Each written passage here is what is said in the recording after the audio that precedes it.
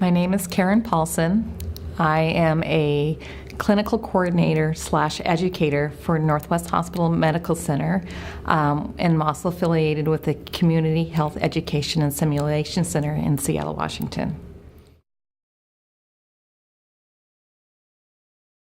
I was brought in about 2 years ago with our education department because we had just developed a simulation center, and so they were looking for educators who were willing to champion it and be the front runners with looking at the community as part of the simulation. We were one of the first in the nations to have a community-based outlook, so it's not just in hospital, but we also look at our community that we support. Reach out to the EMT, the fire department, police department, Boy Scouts, Rainbow Girls, preschools. We've had them all coming through our simulation center, and depending on what their objectives is, we've tailored it to them.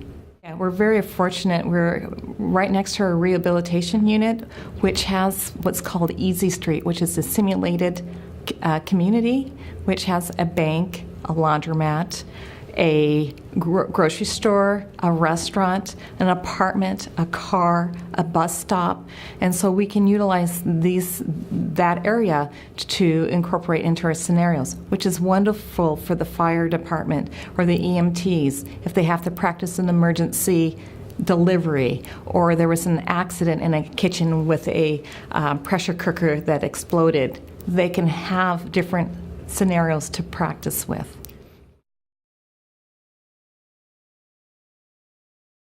I have always appreciated any conference that I've been allowed to attend, whatever I can gain additional information.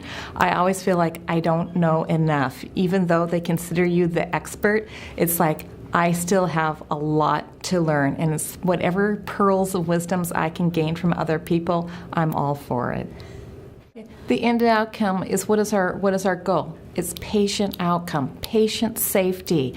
How can we help one another? Because we have a lot of healthcare providers, they work in more than one institution. So we all want to have the best evidence-based practice so that we can provide the best care. It doesn't matter what institution you work for. We want every nurse, every physician, every CNA, medical assistant, unit secretary to provide their best care.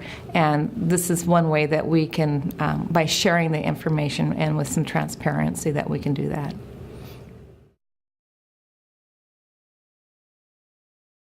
I see us actually branching. Most of our clientele has been coming to our center. I see us going more into the community. So going into PTA meetings, going into support groups that may be out there and helping work with them, going to technological events and bringing what can we bring to the table.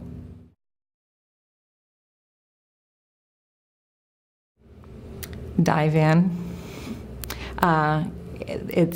You learn by immersion.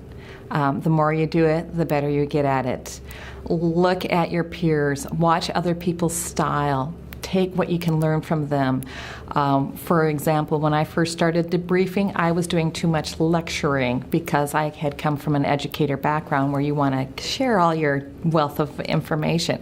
And then learning in simulation with debriefing, it's more being a facilitator and keeping your mouth quiet, letting them explore. So learning from others, seeing others' different styles and what you can pick up from others. If you don't know, ask and collaborate. We're in an area in Seattle, we have a collaborative.